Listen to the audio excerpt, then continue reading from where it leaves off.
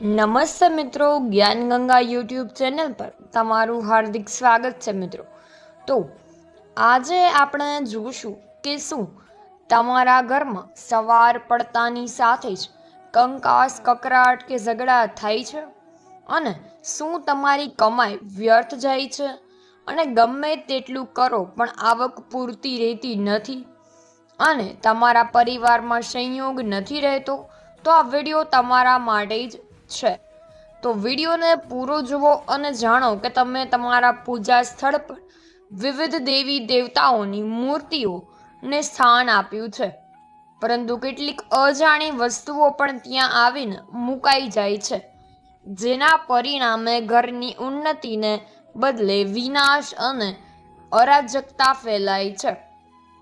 તો પ્રિય મિત્રો, આવી નાની મોટી ભૂલોને કારણે અનેક વખત લોકો દેવી દેવતાઓના વિચારોમાં ખોવાઈ જાય છે અને તેઓ વિચારે છે કે કેટલાક વ્યક્તિઓને આવું તેથી થાય છે કારણ કે તેઓ વાસ્તુ વિદ્યાને હળવાશમાં લઈને ઘરમાં મૂકેલી વસ્તુઓને તેમની યોગ્ય જગ્યાએ નથી વ્યવસ્થિત કરતા.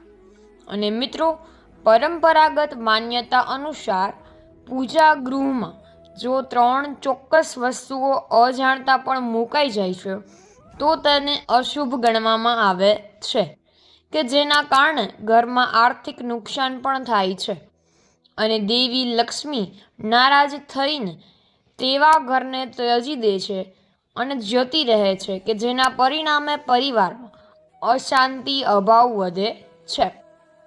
અને તેમાંથી જ કેટલીક વિશેષ વસ્તુઓ વિશે તમે અહીં વિગતવાર જાણી શકશો. તેમાંની જ 3 અત્યંત મહત્વની વસ્તુઓ જેને ઘરમાં પૂજા સ્થાનમાં અવશ્ય મૂકવી જોઈએ, જેથી કરીને ઘરમાં હંમેશા સકારાત્મક ઉર્જા વહે છે. અને જો તમે તમારા ઘરમાં સુખ, સમૃદ્ધિ તેમજ શાંતિ અને હાર્મોની કામના કરો છો તો આ ત્રણેય મુખ્ય વાત ભગવાન શ્રી કૃષ્ણના ઉપદેશ અનુસાર અનુસરવી જરૂરી છે. અને એવું વિચારવું કે દરેક વ્યક્તિ પાસે નાની નાની પરંતુ અર્થપૂર્ણ વસ્તુ હોવી અનિવાર્ય છે, જેના માટે ઘરમાં પૂજા મંદિરને નિયમિત અને વ્યવસ્થિત રીતે રાખવું જોઈએ, જેમાં વ્યક્તિ તેના તમામ પ્રિય દેવતાઓ તેમજ તેમની સાથે જોડાયેલી અન્ય મહત્વની વસ્તુઓને આદર અને ભક્તિભાવ સાથે સ્થાપિત કરે છે, જેથી કરીને પૂજા વધુ અસરકારક બને છે. અને આ પ્રમાણે તમારા ઘરમાં દેવી દેવતાઓના ચિત્રો તેમજ પૂજા માટે જરૂરી તમામ સામગ્રીને પણ યોગ્ય રીતે વ્યવસ્થિત કરવી જોઈએ. પરંતુ તમારા પ્રાચીન શાસ્ત્ર એટલે કે રોમા મંદિર અને પૂજા સ્થળમાં કેટલીક વસ્તુઓ અંદરને અંદર મૂકવી કે તેમના લાભ કરતાં વધુ અશુભ અને અપવિત્ર પરિણામો તરફ દોરી જાય છે, કે જેના કારણે ઘરનું વાતાવરણ અસંતુલિત થઈ શકે છે. પ્રિય મિત્રો, એવું વિચારવું કે અત્યારે તમારા હાથમાં જે પણ કાર્યો છે તેને થોડા સમય માટે બાજુમાં મૂકી દો અને પૂર્ણ ધ્યાન સાથે સાંભળો કે અમે તમને કઈ વાત જણાવી રહ્યા છીએ કે જે તમારા જીવનને વધુ સુખમય બનાવી શકે છે. આ કેટલીક વસ્તુઓ છે કે જેના કારણે ઘરમાં નકારાત્મક ઉર્જા વધે છે અને જેના પરિણામે પરિવારમાં વિવાદો, પરેશાનીઓ અને તેમજ આર્થિક અને માનસિક નુકસાન પણ થઈ શકે છે, અને જેને અવગણવું યોગ્ય નથી. તમે આવી અશુભ અને અનિચ્છનીય વસ્તુઓ વિશે વિગતવાર જાણી લો, અને જેને જાણમાં લોકો તેમના ઘરમાં પૂજા મંદિરમાં મૂકી દે છે અને પછી પછતાવો કરે છે કે તમારા ઘરમાં તેમને ત્યાંથી તરત જ દૂર કરીને અન્ય કોઈ યોગ્ય જગ્યાએ વ્યવસ્થિત કરો, પરંતુ કોઈ પણ ભૂલથી તેને પૂજા રૂમમાં ન મૂકો, જેથી કરીને પવિત્રતા જળવાઈ રહે. ઘણા લોકો આવું તેથી કરે છે કારણ કે તેઓ વિચારે છે કે આ વસ્તુનો ધાર્મિક છે અને તેની પૂજા કરવી જરૂરી છે, પરંતુ તેમાં તેઓ ભૂલ કરે છે. પરંતુ મિત્રો, ભગવાન શ્રી કૃષ્ણના વચન અનુસાર કળિયુગમાં માનવ અશુદ્ધ અને અયોગ્ય વસ્તુને ધાર્મિક માનીને તેની પૂજા કરશે, કે જેને શાસ્ત્રોમાં સખત નિષેધ કરવામાં આવ્યો છે અને જેને તેના પરિણામો અશુભ હોઈ શકે છે. તો ભગવાન શ્રી કૃષ્ણએ તો કલયુગમાં માનવ ધાર્મિક અને અશુદ્ધ વસ્તુઓ પર પૂજા કરીને પોતાનું જીવન જોખમમાં મૂકશે અને એવી આગાહી પહેલેથી જ કરી છે, જે આજે સાચી પડી રહી છે. તો મિત્રો, સૌથી પહેલાં તો દીવા, ધૂપની વાત કરીએ કે જે પૂજાના અભિન્ન અંગ છે. મિત્રો, ભારતીય પરંપરા એટલે કે માટીની સાથે ઊંડી જોડાયેલી છે. અહીં માટીના દીવા પરંપરાગત અને પવિત્ર રીત મંદિરોમાં વપરાય છે. એના જ કારણે વાતાવરણમાં વિશેષ ઉર્જા વહે છે. તમે પણ માટીનો દીવો વાપરી શકતા ન હો તો ધાતુથી બનેલા દીવાનો ઉપયોગ કરી શકો છો, કે જે પણ અસરકારક છે.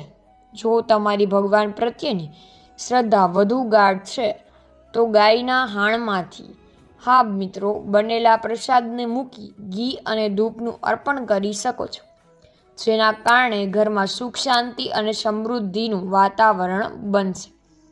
પરિવારના સભ્યો વચ્ચે વધુ પ્રેમ વધશે અને મહત્વની વસ્તુ સ્વસ્તિક છે, કે જેને ઘરમાં મંદિરમાં અવશ્ય હોવું જોઈએ, અથવા તમે તેને રંગોળીના માધ્યમથી પણ બનાવી શકો છો, કારણ કે સ્વસ્તિક તમારા ઘરમાં અસીમ શક્તિ, સૌભાગ્ય, સમૃદ્ધિ તેમજ પવિત્રતાના પ્રતીક તરીકે પણ ઓળખાય છે અને તેની હાજરીથી નકારાત્મક દૂર થાય છે. તેથી જ કોઈ પણ પ્રસંગ કે કાર્યની શરૂઆતમાં સ્વસ્તિકનું ચિહ્ન બનાવવું અનિવાર્ય માનવામાં આવે છે, જેથી કરીને કાર્ય સફળ થાય છે.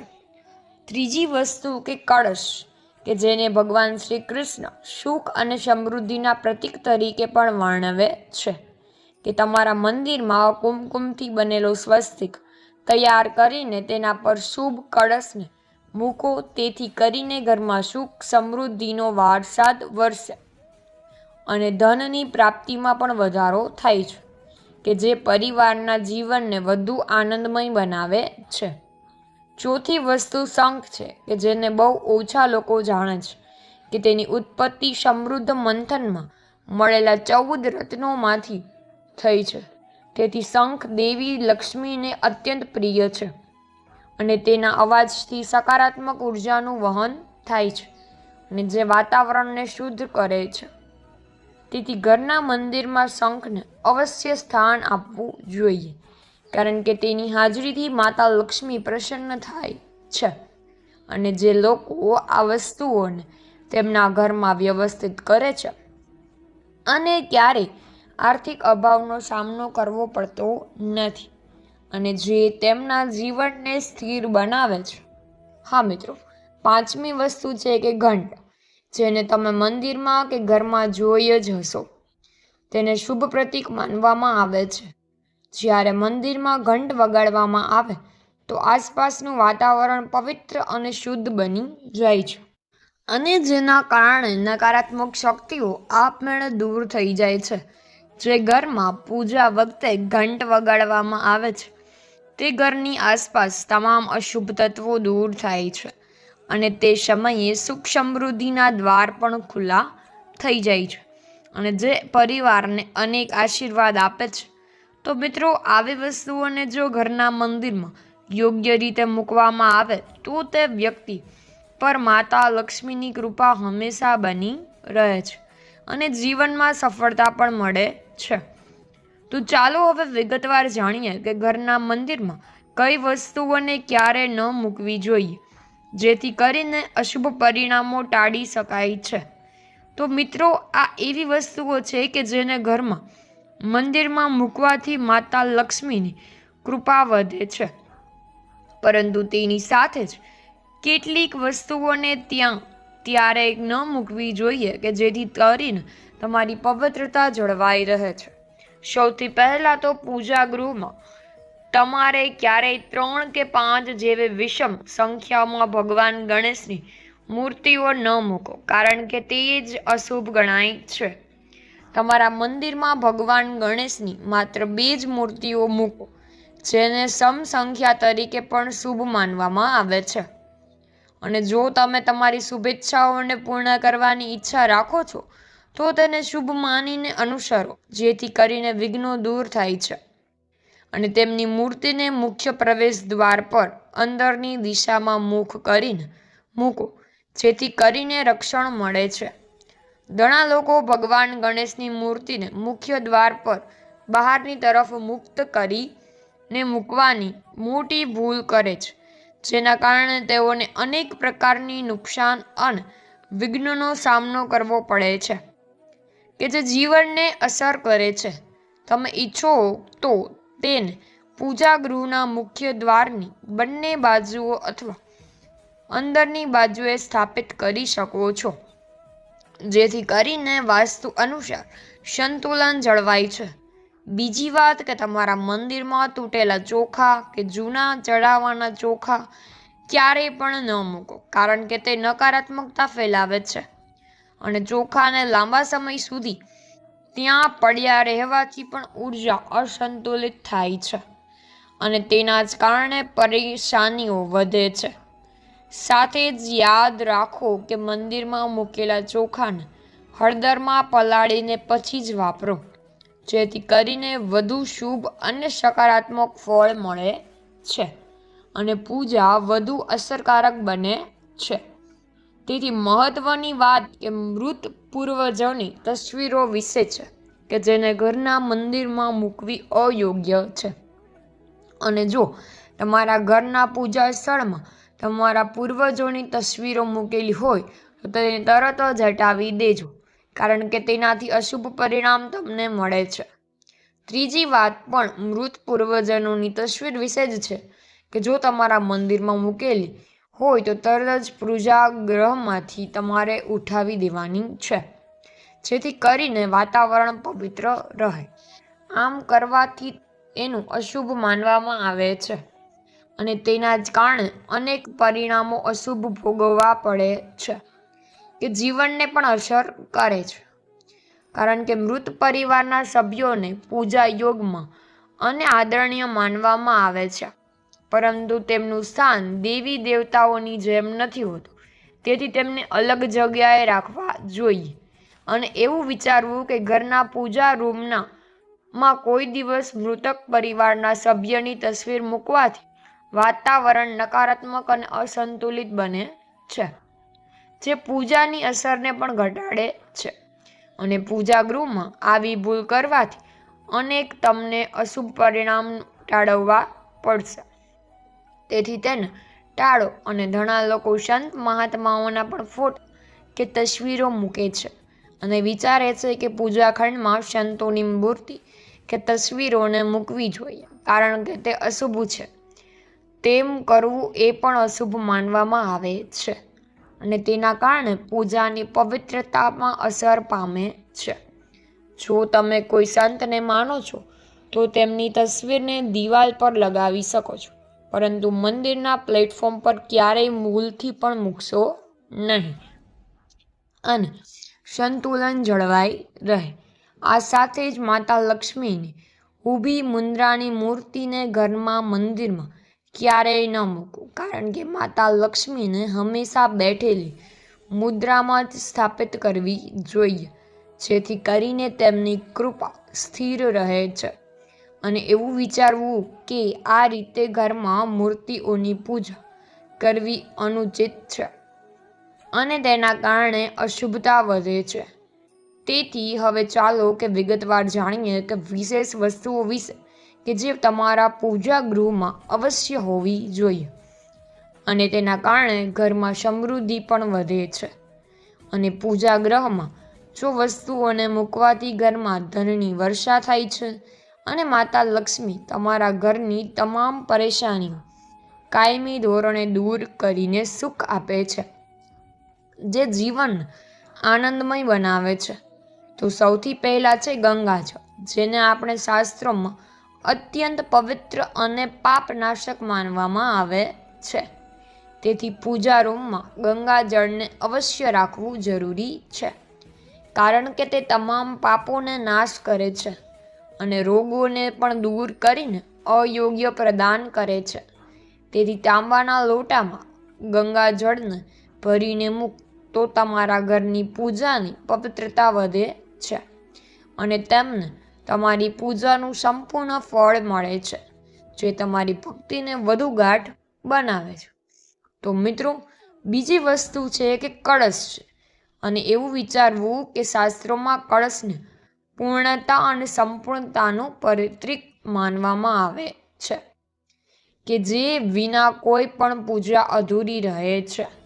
પછી તે સત્યનારાયણની પૂજા હોય કે દિવાળીનો તહેવાર હોય કે નવરાત્રિની ઉજવણી હોય અથવા અન્ય કોઈ શુભ પ્રસંગ હોય, ત્યાં કળશની સ્થાપના વિના તે અપૂર્ણ માનવામાં આવે છે.